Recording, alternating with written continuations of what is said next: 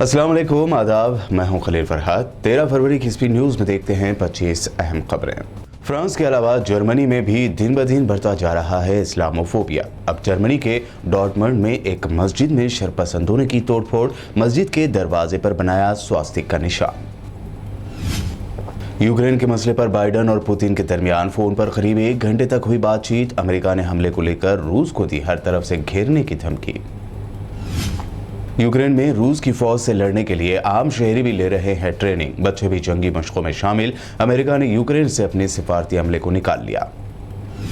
जंग के बढ़ते अंदेशे के दरमियान यूएई ने अपने शहरियों को यूक्रेन का सफर न करने, जबकि कुवैत समेत दर्जनों ममालिक ने अपने शहरियों को यूक्रेन छोड़ने की दे दी है हिदायत।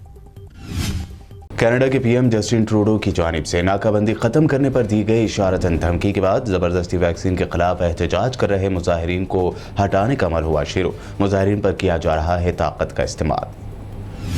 दुनिया भर से कोरोना की वजह से लगाई गई पाबंदियों में नरमी देने का सिलसिला जारी। अब ऑस्ट्रिया में किसी दुकान, म्यूजियम या पब्लिक प्लेसेस में जाने के लिए वैक्सीनेशन सर्टिफिकेट या नेगेटिव टेस्ट दिखाने की नहीं होगी जरूरत।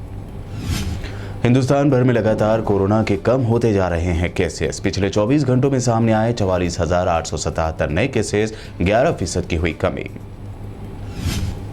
5 रियासतों में इंतखाबात से ऐन कबल पेट्रोल डीजल की कीमतों में कमी करने के बाद अब मोदी सरकार खाने के तेल को भी कम करने जा रही है। आज से कम होगी खाने के तेल पर लगाई गई इफेक्टिव इंपोर्ट ड्यूटी। कर्नाटक में हिजाब तनाज़े के दरमियान उडुपी में लगाई गई दफा 144 14 से 19 फरवरी तक रहेगी पाबंदी। स्कूल कॉलेज भी हैं बंद।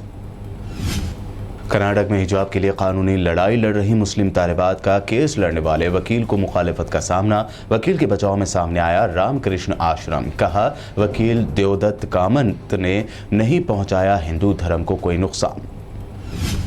12वीं में टॉप करने वाली कश्मीर की अरोसा परवेज को हिजाब ना पहनने पर किया गया ट्रोल तो दी गई धमकी।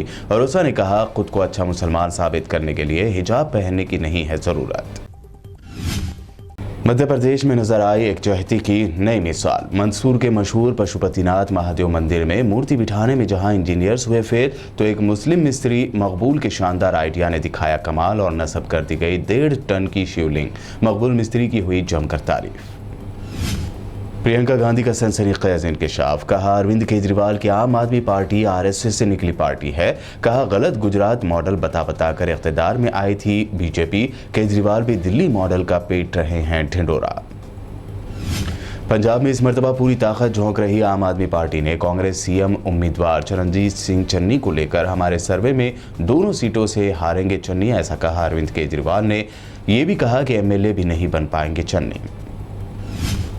चरणजीत चन्नी ने केजरीवाल पर किया जवाबी हमला। कहा, जैसे अंग्रेज और मुगल लुटेरों को पंजाब ने निकाल बाहर किया था, वैसे ही झूठे केजरीवाल को भी भगाएंगे। गुजरात में फिर पकड़ा गया करोड़ों का ड्रग्स। इंडियन नेवी ने गुजरात के कच्छ में मंदरा पोर्ट पर एक कंटेनर में छुपा कर लाया गया 2000 करोड़ का अमेरिकन गांजा किया जब्त।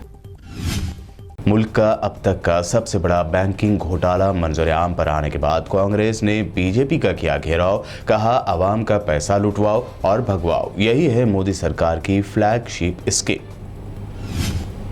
अपने शोहर के पोर्नोग्राफी केस के बाद अब नई मुसीबत में फंसी शिल्पा शेट्टी। 21 लाख का लोन ना अदा करने पर शिल्पा शेट्टी, शमिता शेट्टी और उनकी मां सुनंदा शेट्टी पर दर्ज किया गया केस। 28 फरवरी को हाजिर होने का हुक्म।